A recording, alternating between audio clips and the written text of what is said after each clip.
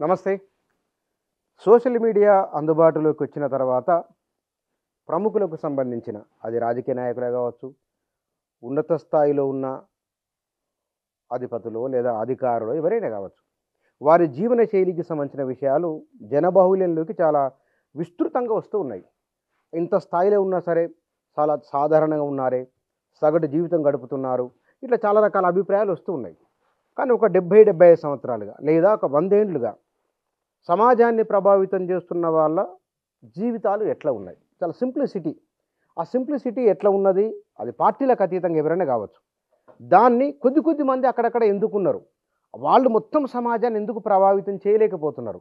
వారున్న రాజకీయాలను ఎందుకు ప్రభావితం చేయలేకపోతున్నారు? వారుగా ఎందుకు మిగులుతూ ఉన్నారు? నిజంగానే మిగులుతున్నారా? ప్రభావాన్ని చూపిస్తున్నారా? ఏమిటి జరుగుతున్నది? వీటికి సంబంధించిన విషయాలు మాట్లాడదాం. నా దగ్గర ప్రొఫెసర్ గంటా చక్రపాణి గారు ఉన్నారు. వారితో మాట్లాడదాం. సార్ నమస్కారం. నమస్తే బుచ్చన్న. చాలా రోజుల తర్వాత కలిసినాము. నాకు ఈ మధ్య పేపర్లో సోషల్ మీడియాలో నేను చూస్తున్నది సాధారణంగా రాజకీయ నాయకులు మామూలు కంటే కూడా, ఎందుకంటే మనం ఎలక్షన్లు రాజకీయం చూస్తూ ఉంటాం కదా, కాస్త భిన్నంగా ఉంటే చాలా సింప్లిసిటీ ఉంది, మరీ అంత హైప్ లేదు అనే ఒక భావన ఉన్నది కదా. కొందరు భిన్నంగా, కొందరు ఇట్లా అనే భావన మన రాజకీయాలలో ఎప్పటి నుంచి ఉన్నది ఇది? బుచ్చన్న, నిజంగా చాలా రోజులైంది మీతోటి మాట్లాడక. మనం గలవ కూడా చాలా రోజులైంది. మీరు ఇవాళ ఈ విషయం మీద మాట్లాడదామని అన్నప్పుడు నిజానికి అది మాట్లాడుకోదగిన విషయమా అనే సందేహం కూడా నాకు వచ్చింది. ఎందుకంటే భారత రాజకీయాలు బ్రిటిష్ వారి నుంచి స్వాతంత్రోద్యమం సాగుతున్నటువంటి టైంలో రాజకీయ నాయకులు, ప్రజా కార్యకర్తలు ఇట్లా ఉండాలి, సింప్లిసిటీ తోటి ఉండాలి అనేటువంటిది 1930, 20s, 30s మధ్యలో నుంచే ఇదంతా ప్రారంభమైంది. మీరు చెప్పే సింప్లిసిటీ ఇవాళ అధికారంలో ఉన్న పార్టీలకు సంబంధించి, అధికార పార్టీలకు సంబంధించి లేదా ఫక్తు రాజకీయ పార్టీలకు సంబంధించిన అంశంగా మీరు చెప్తున్నారు. కానీ దీనికంటే భిన్నమైనటువంటి రాజకీయాల నుంచి ఉన్నటువంటి వాళ్ళు కూడా, అది వామపక్ష రాజకీయాలనండి, ప్రజారంగంలో ఉన్నటువంటి రాజకీయాలనండి, వాళ్ళు కూడా సింప్లిసిటీనే ఒక మౌలికమైనటువంటి సూత్రంగా భావజాల వ్యాప్తికి కానీ, సిద్ధాంత ప్రచారానికి కానీ, ప్రజలలాగా ఉండి ప్రజల్లోకి పోవాలి అనేటువంటి సూత్రాన్ని కమ్యూనిస్ట్ పార్టీలు మొట్టమొదటిసారిగా తీసుకొచ్చింది. మీరు కమ్యూనిస్ట్ ఉద్యమంలో ఇంకా తర్వాత వచ్చిన మావోయిస్ట్ ఉద్యమంలో లేదా నక్సలైట్ ఉద్యమంలో మొదటి దశలో అందరూ సాధారణ ప్రజానీకమే ఒక వర్గ చైతన్యంతో పోరాటానికి రాలేదు. చాలా ఉన్నత వర్గాలకు సంబంధించిన వాళ్ళు, ఉన్నత కుటుంబాలకు సంబంధించినటువంటి వాళ్ళు, లేదా ఆధిపత్య కులాలకు సంబంధించినటువంటి వాళ్ళు కూడా ఈ ఉద్యమాలని, సిద్ధాంతాలని, ఐడియాలజీలని తయారు చేసినారు. ఈ తయారు చేసిన వాళ్ళు ఎవ్వరు కూడా ఆ కాలంలో, మొదటి కాలంలో పేదలు, దళితులు, కూలీలు లేకపోతే అట్లాంటి కాదు. భూస్వాములు, పెద్ద రెడ్లు లేదా వెలుమలు లేదా కమ్మలు, వాళ్ళు సింప్లిసిటీని ఒక జీవిత ఆదర్శంలాగా, ఒక సైద్ధాంతిక ఆదర్శంలాగా వాళ్ళకు వాళ్ళు అడాప్ట్ చేసుకున్నారు సింప్లిసిటీని. మీరు ఎవరినైనా తీసుకోండి. పుచ్చలపల్లి సుందరయ్య గారు చాలా పేరున్న పెద్ద కుటుంబం నుంచి వచ్చినటువంటి, కానీ సుందరయ్యని ఆడంబరాలు ఉన్న మనిషి అంటే ఎవరు మిమ్మల్ని క్షమించరు. ఉద్యమంలో ఉన్నప్పుడైనా, ఆయన ఎమ్మెల్యేగా ఓల్డ్ ఎమ్మెల్యే క్వార్టర్స్లో ఉన్నప్పుడైనా, పార్లమెంట్లో ఉన్నప్పుడైనా ఆయన సైకిల్ మీద పోయేవాడు, ఆయన బట్టలు ఆయన ఉతుక్కునేవాడు, ఆయన పనులు ఆయన, ఇవన్నీ చెప్తూ ఉంటారు కదా. మరి ఆ కాలంలో పార్లమెంట్ సభ్యులకు జీతాలు ఇవ్వలేదా? ఇచ్చినారు కదా. లేదా మిగతా ఆయన ఉన్నాయి. అయినా కూడా దాన్ని తనకు తాను ఒక ఆదర్శంగా మలుచుకొని తన పనులు తాను చేసుకోవడం అనేది సింప్లిసిటీ. ప్రజలు ఎట్లున్నారో నేను అట్లా ఉండడం సింప్లిసిటీ అని ఆయన దాన్ని ఒక సూత్రంగా తీసుకున్నాను. ఈవెన్ మావోయిస్ట్ పార్టీకి, నక్సలైట్ ఉద్యమాలలో అయితే అనేక మంది అగ్రకులాల నుంచి వచ్చినటువంటి, అగ్రకులం అని ఏదైతే మనం చెప్తున్నామో, బయట చెప్తున్నామో, అటువంటి వాళ్ళు ఉన్నారు. ఆధిపత్య దీనిలో ఉన్నారు. వాళ్ళందరూ కూడా దాన్ని ఒక లైఫ్ స్టైల్గా మార్చుకున్నారు. మార్చుకోవడమే కాకుండా కులాలు, మతాలు, అంతరాలు ఇది ఉన్నప్పుడు నువ్వు కింది కులాల వైపు లేదా పేద కులాల వైపు, పేద వర్గాల వైపు ఉండాలనేటువంటి కూడా ఆదర్శంగా, వాళ్ళ ఇళ్ళలో తినాలి, వాళ్ళతో ఉండాలి, వాళ్ళలాగానే ఉండాలనేటువంటి సూత్రం తీసుకున్నారు. కాబట్టి ప్రజలను గెలుచుకోవడానికి, ప్రజలను రీచ్ కావడానికి, ప్రజలను మెప్పించడానికి సింప్లిసిటీని తర్వాత రాజకీయ నాయకులు కూడా, ఆధిపత్య భావజాలం నుంచి ఉన్నటువంటి రాజకీయ నాయకులు కూడా, అధికార భావజాలంలో ఉన్నటువంటి రాజకీయ నాయకులు కూడా అడాప్ట్ చేసుకున్నారు. ఉదాహరణకి కాంగ్రెస్ పార్టీ జాతీయోద్యమంలో భాగంగా సింప్లిసిటీని ఒక నినాదంగా, నేను అక్కడికే రాబోతున్నా, మీరు అదే అన్నారు. సింప్లిసిటీని ఒక నినాదంగా డ్రెస్ కోడ్ పెట్టింది వాళ్ళ కార్యకర్తలకు. దీనికి ఒక చారిత్రక సామాజిక నేపథ్యం కూడా ఉంది. డ్రెస్ కోడ్ పెట్టడం అంటే అందరూ ఖద్దరు వాడాలి, అందరూ ఒకే రకమైన ఇది చేయాలి, అందరూ పంచెలు వేసుకోవాలి, అందరూ కండువాలు ఏదో టోపీలు పెట్టుకోవాలి. ఇట్లాంటి రకరకాల స్టేజెస్లో వాళ్ళు ఒక డ్రెస్ కోడ్ ఎవాల్వ్ చేసింది. మీరు ఊహించండి, 1950s, 1940s, 1930s భారతీయ సమాజం ఎట్లా ఉంది? భారతీయ సమాజం అందరూ గోచులు పెట్టుకొని, అందరు పేదరికంలో ఉండి, అందరు తిండికి లేకుండా లేదు. భారతీయ సమాజంలో భూస్వాములు ఉన్నారు, భారతీయ సమాజంలో పండితులు, బ్రాహ్మణ వర్గానికి సంబంధించిన వాళ్ళు ఉన్నారు, భారతీయ సమాజంలో అప్పటికి రాజులు, రాజపుతులు ఉన్నారు, భారతీయ సమాజంలో క్షత్రియ సమూహాలు ఉన్నాయి. మీరు అనేక రూపాలలో భారతదేశం కనబడుతుంది. నిజానికి మోడర్న్ ఇండియాలో యంగ్ యూత్ని అందరిని ఒక్క నిలబెడితే ఎవరిదే కులమో కనిపెట్టలేము, ఎవరిదే మతమో కనిపెట్టలేము. కానీ 1940s, 30s కనుక పోయి మీరు వాళ్ళ ముఖాలు కనుక చూపిస్తే వాళ్ళ వేషధారణను బట్టి ఎవరు ఏంటిది అనేది గుర్తుపట్టారు. అంటే అంత వైవిధ్యభరితమైనటువంటి కమ్యూనిటీ ఉంది.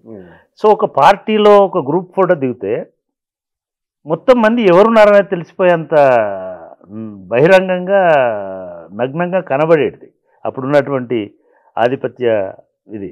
ఒకటి మెడలో ఇంత పెద్ద గొలుసు ఉండేది, ఒకటికి రుమాలు ఉండేది. ఆ రుమాలను చూస్తే ఆయన జాట, క్షత్రియుడా, రాజ్పుత, దాని నిర్మాణాన్ని బట్టి రుమాలు చుట్టుకోవడాన్ని బట్టే, పగిడిని బట్టి వాళ్ళ కులం ఏందో చెప్పేటువంటి, టోపీని బట్టి ఆయన ఏ కులం, కోమటి కులమా, అదే బనియాది ఒక టోపీ ఉంటుంది, మార్వాడిది ఒక టోపీ ఉంటుంది, లేదా ముస్లింది ఒక టోపీ ఉంటుంది, ఒకటి రూమీ టోపీ, రకరకాల టోపీలు ఉంటాయి. ఆ టోపీని బట్టి వాడు కల్చర్ ఏంటిదో చెప్పేటువంటి వాతావరణం. అంటే ఇట్లా భారతీయ సమాజంలో ఉన్నటువంటి వైవిధ్యం అనేటువంటిది పార్టీకి ఇబ్బందికరంగా ఉంటుంది. కాబట్టి పార్టీ సామాన్యుడికి మీడియేట్ చేసేటువంటి ఒక సామాన్య కార్యకర్తలాగా పోవాలనేటువంటిది కాంగ్రెస్ పార్టీ తీసుకున్నటువంటి లైన్. ఆ లైన్లో భాగంగానే పండిట్ జవహర్లాల్ నెహ్రూ అత్యంత ఆగర్భ సంపన్నుడైనప్పటికీ, వారసత్వ రూప సంపన్నుడైన ఆ రోజుల్లో అదే చెప్తుంటారండి. పండిట్ నెహ్రూ లండన్లో చదువుకునేటప్పుడు ఆయన కాలేజీకి, యూనివర్సిటీకి 2 గేట్లు ఉంటాయి, 2 గేట్ల దగ్గర 2 కార్లు, 2 డ్రైవర్లు, 7 గేట్ నుంచి వస్తే అక్కడికి వెళ్ళి పికప్. పెద్ద అప్పటికే మోతీలాల్ నెహ్రూ పెద్ద సంపన్నుడు. అప్పుడు ఐసీఎస్ కోసం లండన్ వెళ్ళిన వాళ్ళందరూ సంపన్నులే. పేదవాడు ఐసీఎస్ లండన్ ఎందుకు పోతాడు? అంబేద్కర్ ఐసీఎస్కు పోలే. ఆయన పాపం కేవలం జ్ఞానం కోసం పోయాడు, నౌకరీ కోసం పోలే. నేను చాలా మిస్కన్సెప్షన్ ఎట్లుంటుంది పెద్ద అంటే, వీళ్ళందరూ ఐసీఎస్ అని అంటే వీళ్ళందరూ బ్రిటిష్ వాళ్ళు ఒక 22 మందిని సంపన్నులను సెలెక్ట్ చేసి వీళ్ళందరినీ సివిల్ సర్వీసెస్ పరీక్షల కోసం శిక్షణ ఇవ్వడానికి పంపినారు లండన్కి. గవర్నమెంటే. సుభాష్ చంద్రబోస్ కూడా ఐసీఎస్ రాయడానికి కదా పోయినాడు.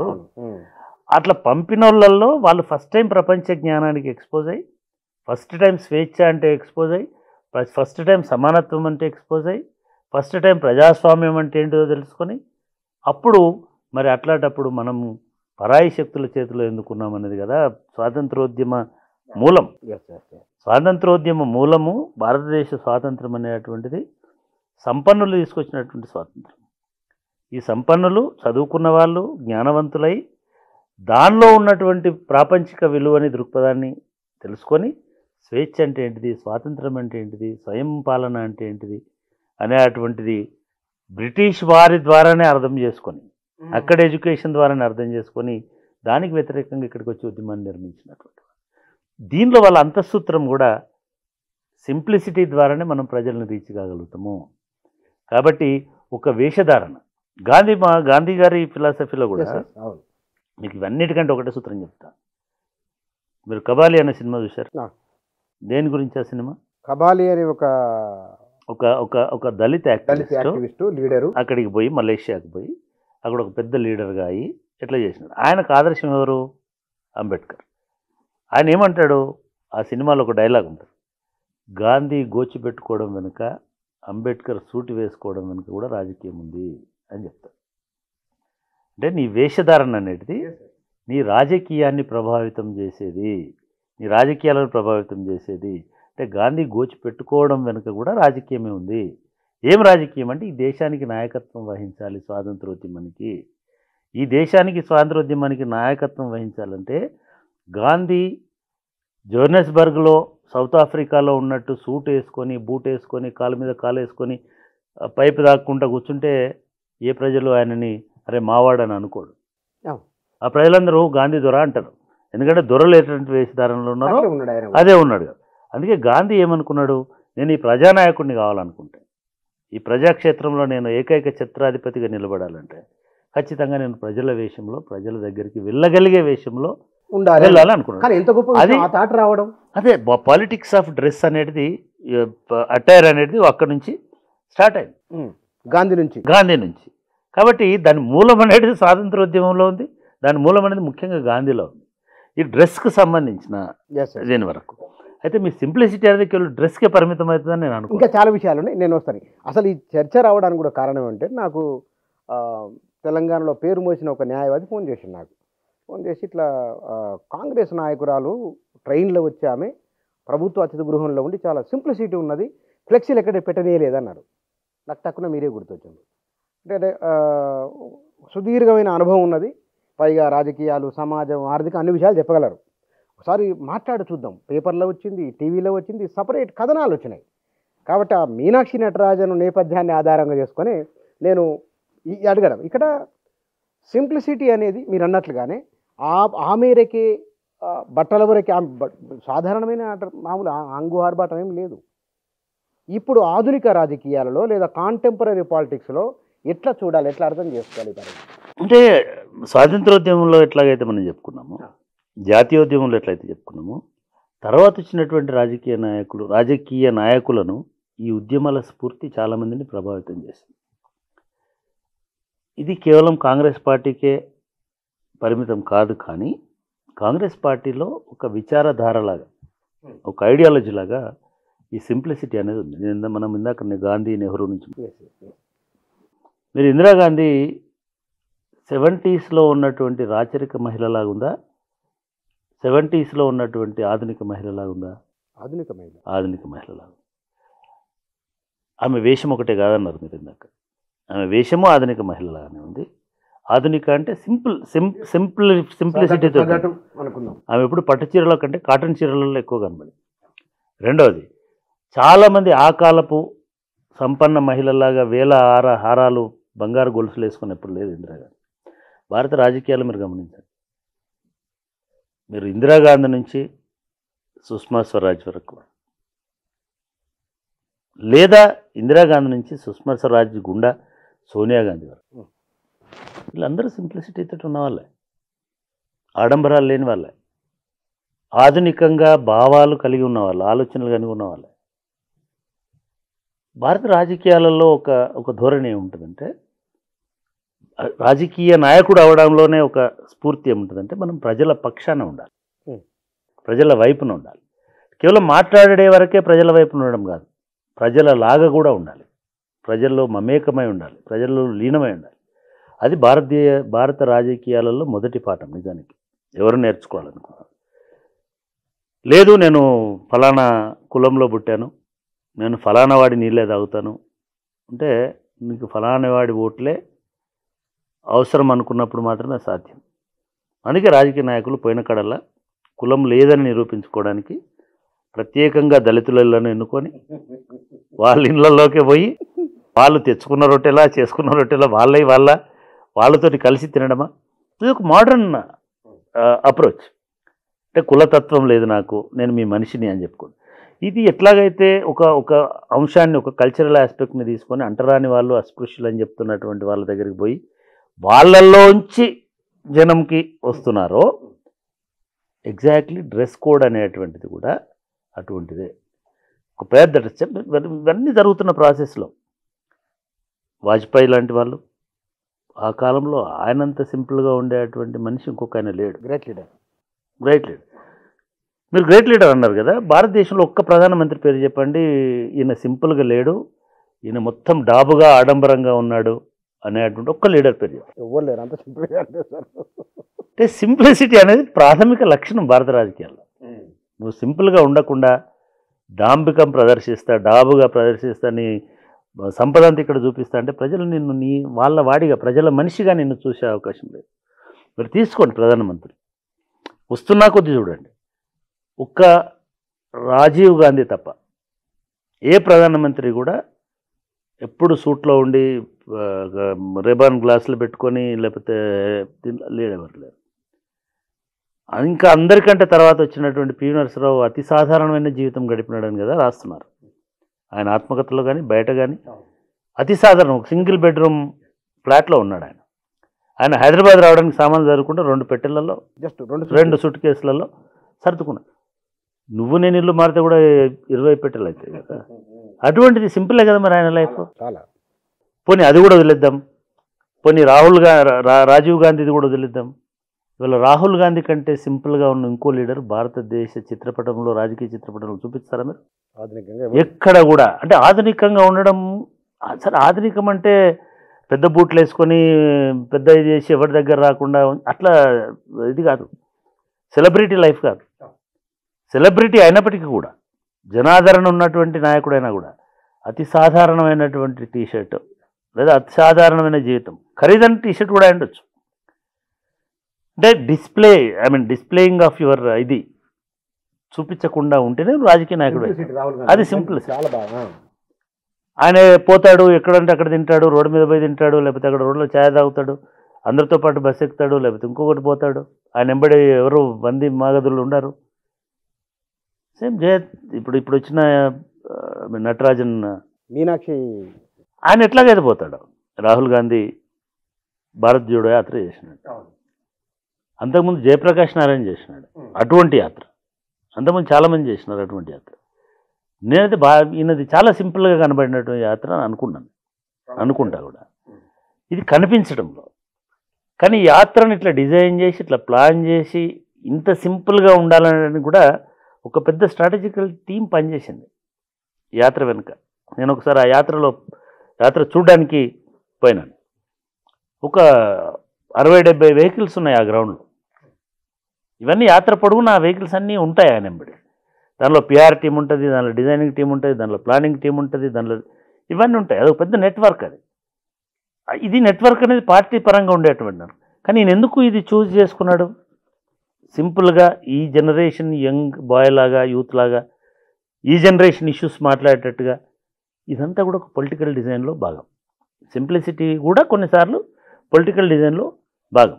కాకపోతే మీనాక్షి నటరాజన్ గారి గురించి చాలా ఆసక్తికరమైనటువంటి విషయాలు ఈ మధ్య సోషల్ మీడియాలో అక్కడిక్కడ కనబడుతున్నాయి. ఆమెకు ఆస్తి లేదు, ఆమెకు ఈ కాలంలో సింపుల్గా ఉండడం ఒక విశేషణమైంది. ఒకప్పుడు సింప్లిసిటీనే పొలిటికల్ లైఫ్కి తొలిమెట్టు అనుకున్నాం. కానీ ఇప్పుడు దాన్ని రేర్ కైండ్ ఆఫ్ క్యారెక్టర్ అనుకుంటున్నాం. కానీ మీరు ఒక్కసారి ప్రజా జీవితంలో బాగా రాణించిన వాళ్ళ లైఫ్లు చూడండి. నవీన్ పట్నాయక్ ఉన్నాడు, 25 సంవత్సరాలు, బహుశా 30 సంవత్సరాలు, తిరుగులేని నాయకుడు, ఒడిస్సాలో. నేను 2 సార్లు ఇట్లా పక్కన కూర్చొని కలిసినాను. చాలా సింపుల్గా, ఎటువంటి ఆర్భాటం లేకుండా, ఎటువంటి హంగు లేకుండా, ఏదైనా సాధారణంగా కూర్చొని మాట్లాడగలిగేటువంటి మనిషి. స్వయంగా పోయి ముఖ్యమంత్రిగా ఉన్నప్పుడు కూడా అందరితో పాటు కలిసి భోజనం చేసి వెళ్ళిపోయేటువంటి మనిషి. అందరితో పాటు కలిసి. మనకు అక్కడ ఎక్కడ ఆర్భాటం ఉంది? ఆయన చూసినా కూడా మీకు ఎప్పుడన్నా ఆర్భాటంగా ఉన్నట్టే అదే. అంటే అట్లే ఉన్నాడు. అంటే కమ్యూనిస్ట్ పార్టీ నాయకులు కూడా సాధారణంగా, మీరు కేరళ ముఖ్యమంత్రులను చూసుకున్నా లేదా బెంగాల్ ముఖ్యమంత్రులను చూసుకున్నా, బెంగాల్ ముఖ్యమంత్రుల్లో నీకు ఎప్పుడైనా కొంచెం ఆ డాంబికం కనబడిందేమో, కానీ నీకు కేరళ ముఖ్యమంత్రులలో అటువంటిది లేదు ఎప్పుడు కాదు. ఇప్పుడున్న పినరాయి విజయన్, నేను ఆయనను కూడా కలుసుకున్నాను 2 సార్లు, ఆయన దగ్గర కూడా అటువంటిది లేదు. నీకు కొంత పైనుంచి ఒక సూట్ వేసి హాఫ్ సూట్, మీలాగా మీరు ఎట్లాగైతే డాంబికంగా ఉంటారో, జ్యోతిబాస్ అట్లా కనబడేవాడు ఏదో వేసుకొని. వాళ్ళు కొంత భట్టాచార్య అయినా, బస్సు అయినా, కమ్యూనిటీ, ఇవన్నీ ఒక కల్చరల్ దీనిలో అట్లా కనబడేటువంటి. కానీ అదే బెంగాల్లో దీదీ ఉంది. మరి నువ్వు ఆమెను మించిన సింప్లిసిటీ వేషధారణ ఉన్న మహిళను స్లిప్పర్స్ చూపిస్తావా? ఎందుకు మీనాక్షి నటరాజన్ మాత్రమే వాళ్ళ ఇష్యూ అయిందంటే ఇది తెలుగులో వాళ్ళకి కొత్త. ఎందుకంటే తెలుగు వాళ్ళలో ఉన్న పొలిటీషియన్స్ అందరూ కొంచెము బాగా తయారయ్యి లేదా బాగా ఉన్నట్టుగా ఉండే అటువంటి వాళ్ళు ఉంటారు. ఎంపీలు ఉన్నారు, అట్లాంటి వాళ్ళు ఎమ్మెల్సీలు ఉన్నారు, ఎమ్మెల్యేలు ఉన్నారు. కాబట్టి ఓహో ఇట్లా రెడీ అయ్యి ఇట్లాంటి ఇది చేసుకుని ఆర్భాటంగా ఉంటారు అనేది ఒక కారణం వల్ల మీనాక్షి నటరాజన్ ఈరోజు రేర్ అనుకుంటున్నారు. కానీ మీనాక్షి నటరాజన్ను మనం బెంగాల్ దీదీని పక్క నిలబెడితే పాపము దీదీ 15 ఏళ్ళు ముఖ్యమంత్రి ఉన్నా కూడా ఆమెనే కొంచెము కేంద్ర మంత్రిగా ఉండి ముఖ్యమంత్రి ఉండి 30 ఏళ్ళ రాజకీయ జీవితం ఉన్నా కూడా పాపం ఆమెనే ఇంకా పూర అనుకుంటాం. ఈ కనీసం మీనాక్షి కళ్ళద్దాలైనా కొంచెం ఫ్రేమ్లు బాగుంటాయని అనుకుంటాం. కాబట్టి ఇదంతా పొలిటికల్ చాయిస్ ఇది. కానీ ఆ చర్చలో కూడా మామూలుగా ఉన్నవాళ్ళు సమాజాన్ని ఆ మేరకు ప్రభావితం చేస్తున్నారా? ఎందుకంటే ఇవాళ పేదరికం పక్కవానికి ఓ కారు ఉంటే తనకో కారు ఉండాలని దాన్ని ఊహించుకున్న పేదరికం పెరుగుతున్నది. ఇట్లాంటి సమయంలో మనుషుల ఈ ఆలోచన ఏమిటి? ఇట్లాంటి వాళ్ళు ఎందుకు ప్రభావితం చేయలేకపోతున్నారు? అంటే ఎప్పుడు కూడా ప్రభావితం అనేటువంటిది నువ్వు చేయడం కాదు, అవతలివాడు నీ వల్ల ప్రభావితం కావడం నుంచి ఆధారపడి ఉంటుంది. ఈమె కూడా ఆమెకు తిండికి గతి లేకనో దీది ముఖ్యంగా లేదు, ఆమె జీతం చాలకనో స్లిప్పర్ కొనుక్కోవట్లేదు. ముఖ్యమంత్రికి చెప్పులు కొనుక్కోవడం కష్టమవుతుందా బుచ్చన్న? బట్ దట్ ఈస్ దేర్ అట్లా ఉండాలనేది వాళ్ళ లైఫ్ స్టైల్ డిజైన్ చేసుకున్నారు. దాన్ని అట్లా డిజైన్ చేసుకున్నాం. వాళ్ళే అక్కర్లే, ఇలాంటి వాడు నాలాంటి వాడు కూడా ఎట్లా ఉండాలనుకుంటామో అట్లనే ఉంటాం. ఇంతకంటే మంచి డ్రెస్సులు వేసుకోవచ్చు మనం, ఇంతకంటే మంచి బూట్లు కొనుక్కోవచ్చు. కానీ మనం ఏమనుకుంటామంటే ఇది చాలనుకుంటాం, ఇది చాలనుకుంటాం. ఎవరైనా కూడా ఇది నీ అవసరానికి తగ్గట్టుగా ఉంటారు. పొలిటికల్ లీడర్లకు మీరు అన్నట్టుగా బోలెడైన ఆపర్చునిటీస్ ఉంటాయి, ఎక్కువ డాబుగా ఉండే అవకాశం ఉంటుంది. అట్లా డాబుగా ఉండి దబాయించి దిగజారిపోయి పడిపోయిన వాళ్ళు ఉన్నారు రాజకీయాలు. కాబట్టి ఇప్పుడు రాజకీయాలకు వస్తున్న వాళ్ళు జాగ్రత్తగా ఉండాలి, లేకపోతే మనం కూడా వానలాగానే అవుతామేమో అనే ధోరణి ఒకటి. రెండు, ఇందాక మీనాక్షి నటరాజన్ గురించి చెప్పేటప్పుడు మీకు ఆశ్చర్యం ఎందుకు కలుగుతుంది అంటే ఈమె కంటే ముందు ఉన్నటువంటి ఇన్ఛార్జ్ ఇంకో రకంగా ఉండే కదా, హంగు ఆర్భాటం బహుశా ఉన్నది. అది లేకపోతే ఇది ఉండదు ఎప్పుడైనా సరే. డిఫరెన్స్ అనేది ఎప్పుడు ఉంటుంది, అంత మనకంటే ముందున్న వాళ్ళు ఎట్లున్నారు అనేది మనల్ని చూస్తుంటుంది జనం. అంతకు ముందున్న ఆమె కంటే ఈమె భిన్నమైనటువంటి ఆమె. ఈ భిన్నత్వంలో కూడా ఈమె ఒక కార్యకర్త నుంచి మొదలై వచ్చిన ఆమె. ఈమె కార్యకర్తగా కూడా ఒక పదవి కోసం కార్యకర్తగా కాకుండా ఒక కమిట్మెంట్ కోసం, కాంగ్రెస్ సిద్ధాంతం కోసం కార్యకర్తగా మారినటువంటి అటువంటి వాళ్ళు చాలామంది ఉన్నారు. నేను చిన్న ఎగ్జాంపుల్, ఏదో ఎవరి కోసమో చెప్పిన ఎగ్జాంపుల్ కాదు. పొన్నం ప్రభాకర్ అన్నాడు. పొన్నం ప్రభాకర్ మా కాలేజీలో, ఎస్ఆర్ఆర్ కాలేజీ కరీంనగర్లో ఒక సామాన్యమైన లోవర్ మిడిల్ క్లాస్ ఫ్యామిలీ నుంచి వచ్చి లీడర్ అయినటువంటి. మీరు బచ్పన్ అప్పుడు లెఫ్ట్ పార్టీస్ మీద నిషేధం ఉంది కాబట్టి లెఫ్ట్ పార్టీస్ అందరూ సపోర్ట్ చేసి ఆయనకు అప్పటికి కాంగ్రెస్ రాజకీయాలకు సంబంధం లేకపోయినా ఆయన ఎన్ఎస్యూఐ నుంచి అక్కడ పోటీ చేయించి గెలిపించినారు. ఆయన గెలిచిన తర్వాత కాంగ్రెస్ సిద్ధాంతాలని అవపోసన పట్టుకున్నాడు. తర్వాత చుక్కారావు అనేటువంటి ఒక దొర, సాధారణమైనటువంటి జీవితంలో ఉండేటువంటి దొర, ఆయన విలమైనప్పటికీ పేదల ప్రజల మనుషుల కరీంనగర్కి వస్తే కూడా ఇంట్లో ఉండకపోయేటాడు, ఒక గెస్ట్ హౌస్లో చిన్న రూమ్ తీసుకొని ఉంటాడు. సో ఆయన ద్వారా ప్రభావితమైనటువంటి వాడు. భూములు, జాగాలు ఇట్లాంటివి కాకుండా చలో కాంగ్రెస్ పార్టీ సిద్ధాంతం ఎన్ఎస్యూఐలోకి వచ్చిన తర్వాత పెద్ద ఎత్తున కరీంనగర్లో ప్రభావితం చేయడంతో పాటు రాష్ట్ర ఎన్ఎస్యూఐకి వచ్చినవాడు. ఇవాళ మీరు పొన్నం ప్రభాకర్ను చూడండి, మీకు సంపన్నంగా చాలా ఇదిగా డాంబికంగా కనబడతాడా, మామూలు ఇదిగా కనబడతాడు, అంతే కదా. అంటే అదొక ట్రైనింగ్. 20-30 సంవత్సరాలు కాంగ్రెస్ పార్టీ అటువంటి శిక్షణ. ఈమె కూడా 22 సంవత్సరాలు 25 సంవత్సరాల నుంచి కాంగ్రెస్ పార్టీలో అటువంటి జీవితం గడుపుకుంటూ ఒక సామాన్య కార్యకర్తలాగా వచ్చింది. కాంగ్రెస్ పార్టీ దగ్గర ఉన్నటువంటి క్యారెక్టర్ కూడా ఏంటంటే ఇటువంటి వాళ్ళను, మిగతా వాళ్ళను గుర్తించినట్టే డబ్బులున్న వాళ్ళను, ఇంకో వాళ్ళను, కాంట్రాక్టర్లను, మంత్రులను చేసి, ఎంపీలను చేసి, ఎమ్మెల్యేలను చేయడం అనేది ఒక దూరంలో జరుగుతుంది. ప్రజల నుంచి వచ్చినటువంటి వాళ్ళను కూడా పార్టీ అవసరాల కోసం వాడుకోవడం లేదా ప్రజా అవసరాల కోసం వాడుకోవడం కూడా జరుగుతుంది. దాంట్లో మీనాక్షి నటరాజన్ అనేటాను ఒక ఎగ్జాంపుల్. మీనాక్షి నటరాజన్ ఉన్నటువంటి ప్లేస్లోనే, అంటే అటువంటి ఒక ఇన్ఛార్జ్ స్థానంలోనో లేదా అటువంటి యూత్ కార్యకర్తలలోనో, అటువంటి రాహుల్ గాంధీ కోటరీలలోనో ఒక వేల కోట్ల రూపాయల ఆస్తిపరులు కూడా ఉన్నారు. అది కాంగ్రెస్ పార్టీ సిద్ధాంతం కాదు. కానీ కాంగ్రెస్ పార్టీ ఇటువంటి వాళ్ళను ఖచ్చితంగా ఎంకరేజ్ చేస్తుంది, వీళ్ళను ఒక రోల్ మోడల్గా పంపిస్తుంది అనడానికి మీనాక్షి నటరాజన్ ఉదాహరణ అట్లా గోవాలో మనోహర్ పారికర్ ఆయన మామూలు స్కూటర్ వేసుకొని తిరిగే ముఖ్యమంత్రి. ప్రజలు నిజంగానే సింప్లిసిటీగా ఉండేవారు, సాధారణంగా ఉండి సాధారణ జీవితం గడిపే వారి పట్ల ఎక్కువ కన్సర్న్ వారితో ఉంటారా, లేదా డాపు దర్పం ఎట్లా అర్థం చేసుకోవాలి వీటిని? అంటే రాజకీయాలలో రెండు రకాలు ఉంటాయి. ప్రజలు రాజకీయ నాయకుడు ఎప్పుడు వాళ్ళ కోడ్ ఆఫ్ దీంట్లో ఇందాక చెప్పుకున్నాం కదా, దళితుల పక్షపాతిగా ఉండాలి, సెక్యులరిస్ట్గా కనబడాలి, సామాన్యుడిగా కనబడాలి. నేను మీ వాడినే అని 4 గొలుసులు వేసుకొని 2 కడియాలు వేసుకొని ఇంకొకటి వేసుకొని నోటి నిండా పాన వేసుకొని నేను మీ వాడినే అంటే ఎవడు నమ్మడు. నువ్వు వాడిలాగా ఉండాలంటే వాడి వేషంలో ఉండాలి. ఇది సౌత్లో నీకు చాలా పర్ఫెక్ట్గా ప్లాన్ అయింది. చాలాసార్లు మీకు చంద్రబాబు నాయుడు గారు చెప్తుండేవాళ్ళు. మీరు చంద్రబాబు నాయుడు గారిని చూడండి, చాలా సింపుల్గా ఉంటాడు. ఒకటే డ్రెస్ ఆయనకి 20 ఏళ్ళ నుంచి అదే డ్రెస్. అంత మాత్రాన పేదోడు అనుకుందామా? ఆయన richest politician from south India. ఆయన లాస్ట్ టైం ఇది చేసిన దానిలో ఆయన పేరు మీద 450 కోట్లు 430 కోట్లు పొంగ, వాళ్ళ మనుమని పేరు మీద కూడా కొన్ని 100 కోట్లు ఉన్నటువంటి మనిషి. ఆయన వ్యాపారంలో విపరీతంగా సంపాదించినాడు, హెరిటేజ్లో సంపాదించుకున్నాడు సంపదకి. కానీ ఆ సంపదని నేను డెమాన్స్ట్రేట్ చేయకూడదు. ఇది పొలిటికల్ ప్రిన్సిపల్, గాంధీ నుంచి మొదలుపెట్టి ఎవరైనా సరే. ఎందుకంటే ప్రజలు దాన్ని ఇష్టపడతారు. ప్రజలు సామాన్యంగా ఉండేటువంటి వాళ్ళని ఇష్టపడతారు. ప్రజలు వాళ్ళలో చాలాసార్లు చంద్రబాబు నాయుడు అంటే నాకు మెడలో గొలుసు కూడా లేదంటాడు, నా చేతికి గడియారం కూడా లేదంటాడు. అంటే ఇట్లా మాట్లాడేటప్పుడు నీ చేతికి గడియారం ఉండక్కర్లే, నీకు చుట్టూ 10 మంది పేర్లు ఉంటే టైం ఎంత అనగానే చెప్తాడు. గడియారం నీకెందుకు, లేకపోతే నీ ముందటనే ఉంటుంది ఏ టైంకు ఏ పేపర్. అంటే లైఫ్ స్టైల్ అట్లా కనబడడం వేరు, ఈ హంగు ఆర్భాటం వెనక ఉండడం వేరు.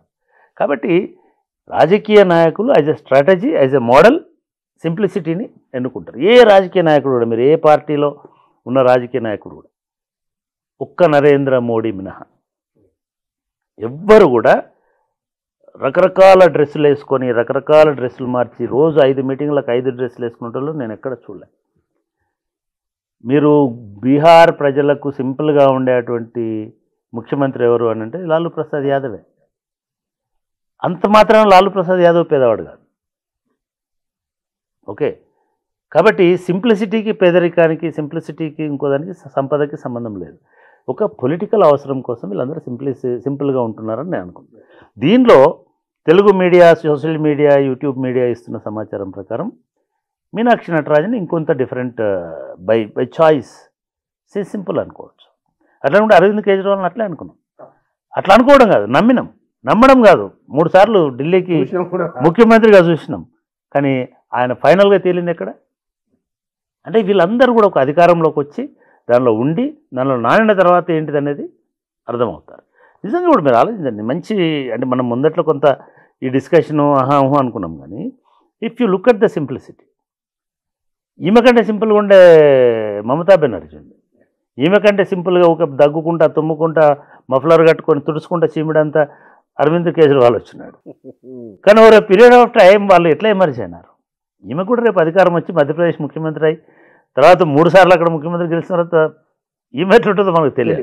But as of now we must appreciate ఇటువంటి సింపుల్గా ఉండేటువంటి వాళ్ళు.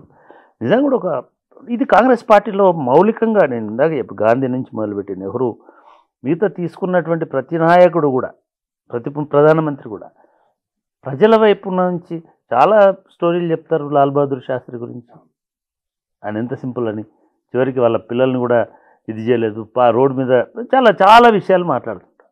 అంటే ఏ ప్రధానమంత్రి, చంద్రశేఖర్ అనేవాడు ప్రధానమంత్రి అయినాడు, చంద్రశేఖర్ అన్నాడు, లేదా విపి సింగ్ అనేటి ఆయన అన్నాడు.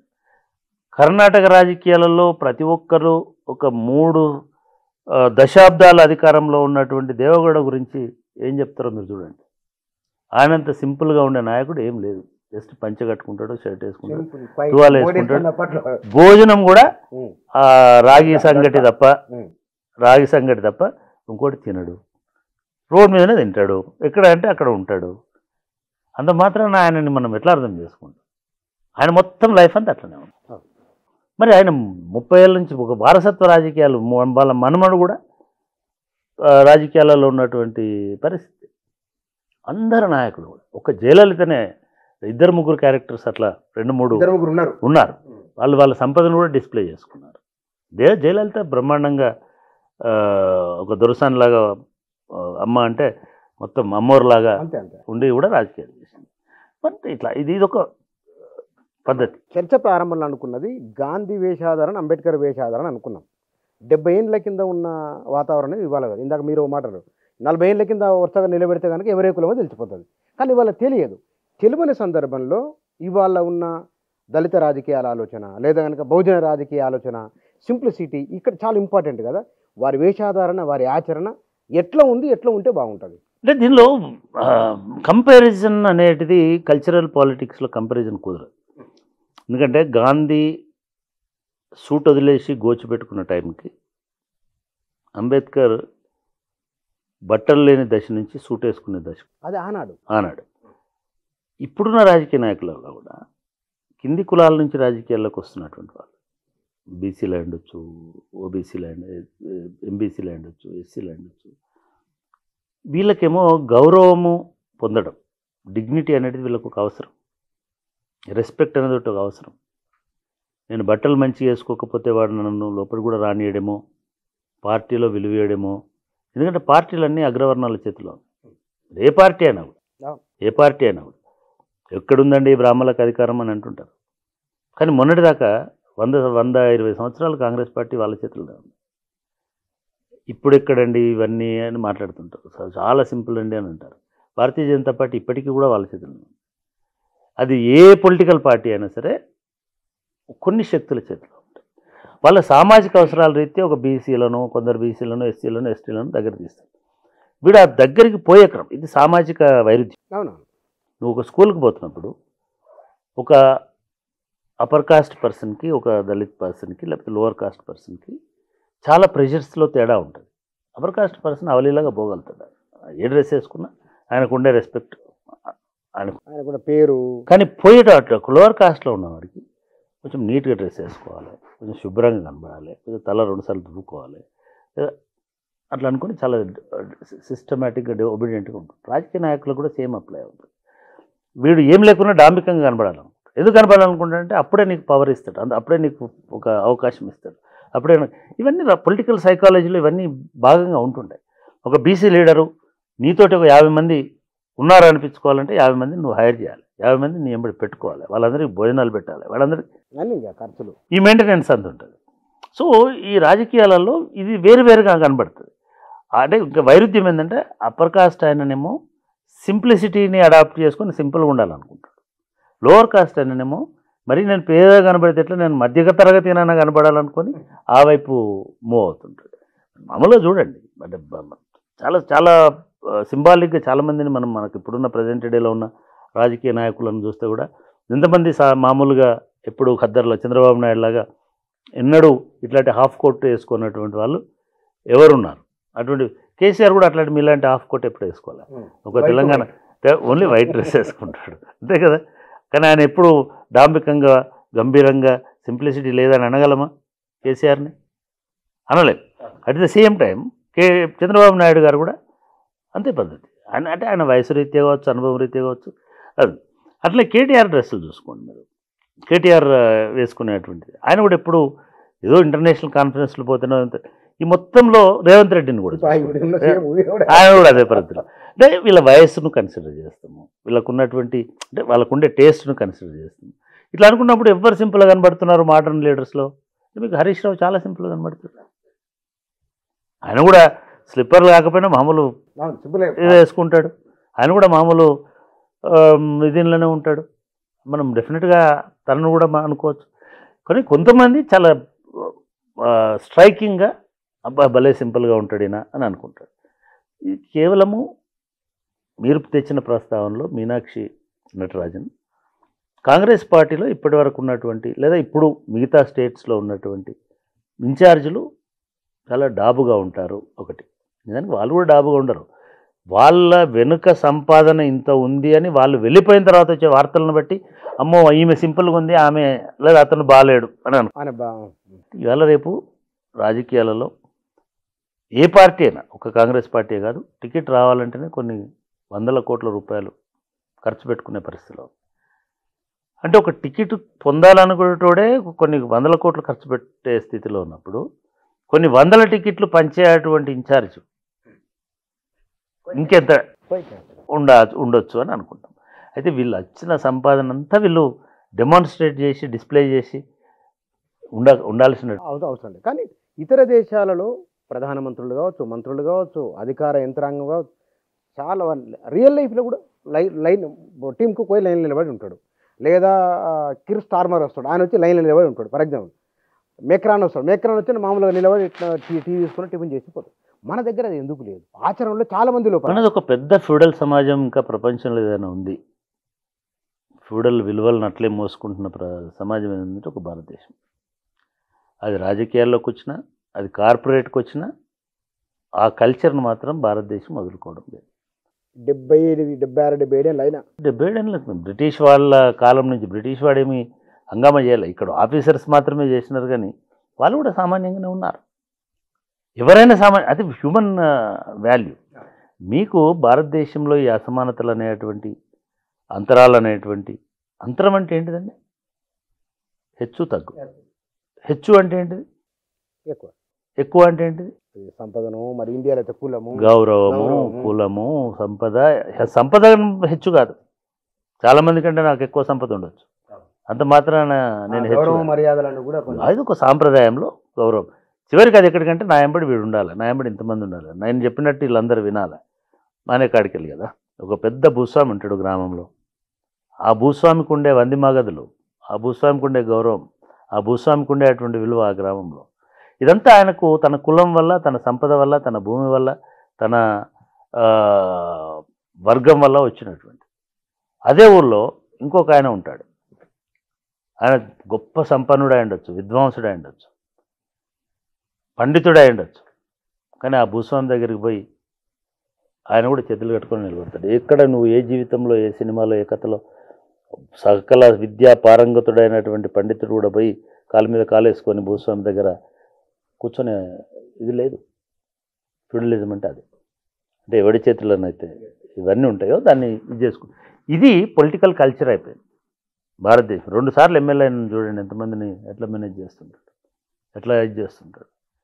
ఇది ఒక నాయకత్వం అని అంటే ఇతరులను శాసించే స్థితిలో ఉండాలనేది భారతీయులకు ఉన్నటువంటి ఒక ఆదర్శం, రాంగ్ ఆదర్శం.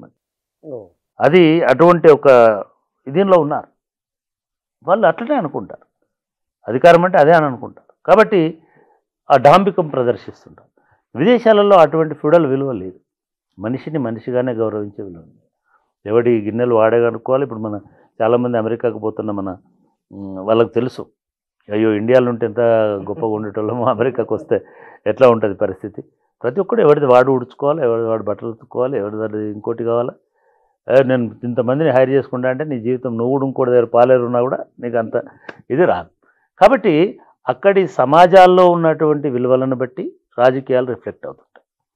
భారతీయ సమాజం ఇంకా ఆ ఫ్యూడల్ విలువల్ని వదులుకోలేని కొందరు అర్ధవలస అర్ధ భూస్వామి అని ఎట్లాగైతే చేస్తారో మనకు ఆ 2 లక్షణాలు ఉన్నాయి. ఒకటి, వలసవాదులు వచ్చి ఇక్కడ అధికారం చెలాయించినప్పుడు ఎటువంటి దొరతనం ప్రదర్శించినారో మనం ఒక సందర్భంలో మాట్లాడుకున్నాం. దొరతనం అంటే కేవలం ఒక కులతలం కాదు. దొరతనం అంటే డాబు, దర్పం, అధికారం, పవర్, విర్రవీగే తత్వం, ఇదంతా దొరతనం. అది తెల్లవాడి నుంచి మనకు వచ్చింది. తెల్లవాడు ఏజెంట్లు కూడా దొరతనాన్ని ప్రదర్శించినారు ఇక్కడ. అంటే అవతలివాడు నాకంటే కిందివాడు, వాడు నా బానిస అని అనుకున్నప్పుడు నీకు నేను అధిపతిని అని అనుకుంటావు. ఆ లక్షణం భారతీయుల్లో ప్రతి కులంలో ఉన్నది. అంబేద్కర్ చెప్పినట్టు మళ్ళీ ఈక్వల్ గ్రేడెడ్ ఇన్ఈక్వాలిటీస్లో పైవాడు కిందివాడు అని అనుకోవడంలోనే, వాడు పైవాడు అనడంలోనే ఇన్ఈక్వాలిటీ. పైవాడు అనేసరికి వాడు కొంత పవరు, గౌరవము, ఆధిపత్యము ఇవన్నీ వాళ్ళలోకి వస్తాయి. కాబట్టి భారత సమాజంలో రుగ్మత తప్ప ఇది కేవలం ఇండియన్ పొలిటికల్ సిస్టంలో, భారత రాజ్యాంగంలో ఎక్కడ హెచ్చు తగ్గులు లేవు. భారత రాజ్యాంగంలో ఇప్పటికి కూడా ఎలక్టెడ్ రిప్రజెంటేటివే, సర్వెంటే, అంతేగాని వాడి యజమాని కాదు. కానీ మనం ఏమనుకుంటామంటే ఆ దొర యజమాని తత్వం నుంచి మనం ఆ నాయకుడిని అర్థం చేసుకొని, లేదా ఆ పొజిషన్ అర్థం చేసుకొని అది చేస్తాం. యూరోప్లో అటువంటిది ఎప్పుడో 500 సంవత్సరాల కిందనే పోయింది. ఇంకా ఎక్కువ సంవత్సరాల కింద 1000 సంవత్సరాల కింద పోయింది. అమెరికాలో అది లేనే లేదు, దాని నుంచి వచ్చింది. అమెరికాలో ఏముంది, ఇప్పుడు సంపద ఉంది, ఆ సంపన్నుడే శాసనకర్త అమెరికాలో. కానీ ఇక్కడ అట్లా కాదు, ఇక్కడ మొత్తం ఆ భూస్వామ్య ప్లస్ ఈ రెండు కలగలిపి మనుషుల్ని శాసించే స్థితిలో. అంటే ఇక్కడ మనం ఇతర దేశాలలో ఉండి ఎన్ఆర్ఐలుగా ఉన్న వాళ్ళు, మంత్రులైన వాళ్ళు, ఎమ్మెల్యేలు అయిన వాళ్ళు ఉన్నారు. ఆ దేశంలో ఉన్న కల్చర్ ఏమిటో తెలుసు, వాళ్ళు ఎంతో కొంత కూడా ఇక్కడ ఎందుకు దాన్ని ప్రాక్టికల్గా చూపించలేకపోతే రీజన్ ఏమిటి? అంటే ఆ కల్చర్ గొప్పదనుకుంటే వాళ్ళు అక్కడనే ఉంటారు కదా, ఇంట్లో మజా ఉందని కదా అక్కడి నుంచి వచ్చి వేల కోట్ల రూపాయలు, 100 కోట్ల రూపాయలు ఖర్చు పెట్టి, ఏదో ఆంధ్రప్రదేశ్లో ఒక ముఖ్యమంత్రి, ఒక మంత్రి, లేదా ఇప్పుడు సెంట్రల్లో మంత్రి ఆయన ఒక పెద్ద సంపన్నుడు అని విన్నాను, చాలా పెద్ద సంపన్నుడు. ఆయన ఎన్నికల అఫిడవిట్ కూడా 5,000 కోట్లు 4,000 కోట్లు హాయిగా. అట్లా కూడా కాదు, ఇట్లా కాలు మీద కాలు వేసుకొని రోజు ఇట్లా కూర్చొని, లేదా ఇట్లా ఒక 100 మందిని పెట్టి ఒక విసరకారణ అంటే అధికారం చేయాలి. కానీ అంతకంటే మజా ఏదో ఆయనకి ఇక్కడ ఉంది ఈ పాలిటిక్స్లో. అమెరికాలో నువ్వు అంత పెద్ద సంపన్నుడైనా ఇంకోటైనా ఒకటే లైన్లో ఉంటావు, నువ్వు మీరే చెప్తున్నావు. అంతే అంతే. ఈయనకు స్పెషల్ లైన్లో ఉండాలని ఉంటుంది కదా ఇక్కడ, అది వివిఐపి లైను, దానిలో నీ ముందట ఎవడు ఉండాడు అంటే కొంతమందికి ఆ రకమైనటువంటిది ఉంటుంది. లేకపోతే ఇక్కడికి వచ్చి పాలిటిక్స్ ఎందుకు చేస్తారు? అక్కడే పాలిటిక్స్. అక్కడ చాలామంది గుజరాల రవీంద్రారెడ్డి గారు అన్నారు, వాళ్ళ పేరెంట్స్ ఇద్దరు కమ్యూనిస్ట్ ఉద్యమంలో ఉన్నవాళ్ళు. ఆయన జర్మనీలో చదువుకున్నాడు, డాక్టర్. జర్మనీలో కమ్యూనిస్ట్ విద్యార్థిగా పోయినాడు, కమ్యూనిస్ట్గానే చదువుకున్నాడు, డాక్టర్. అక్కడ సెటిల్ అయినాడు, అక్కడ ఒక కార్పొరేటర్ అయ్యాడు, అక్కడ ఒక మున్సిపల్ కమిషనర్ చైర్మన్ అయినాడు. ఫైన్, ఆయన అట్లాంటి రాజకీయాలు ఉన్నాడు కాబట్టి అక్కడ రాజకీయ నాయకుడు. ఆయనకు అప్పుడు కోరిక వచ్చింది అనుకో, నేను కూడా ఒక రెడ్డిని కదా, నేను కూడా పోయి నల్గొండలో పాలిటిక్స్ చేయొచ్చు కదా, నేను కూడా ఇలా రెడ్ల కంటే అందరికంటే నేను కూడా హెలికాప్టర్లో తిరగవచ్చు కదా రోజు అని అనుకుని ఉంటే, అంటే ఇండియాలో ఈ ఫెసిలిటీస్ అన్నీ ఉన్నాయి, నువ్వు అక్కడ ఇవన్నీ చేయలేవు. చేసిన దానికి ప్రతిదానికి ఛార్జ్ చేస్తాడు, నీకు అక్కడ రాదు కదా ఫ్రీ. ఈ నుంచి మనం ఇక్కడ నుంచి చౌటుప్పలు పోవడానికి కూడా హెలికాప్టర్లో వాతావరణం వచ్చింది. సో ఈ పవర్ అనేటువంటిది మనుషుల్ని ఇట్లా తయారు చేస్తున్నారు. నీకు అమెరికాలో పవర్ ఉండదు.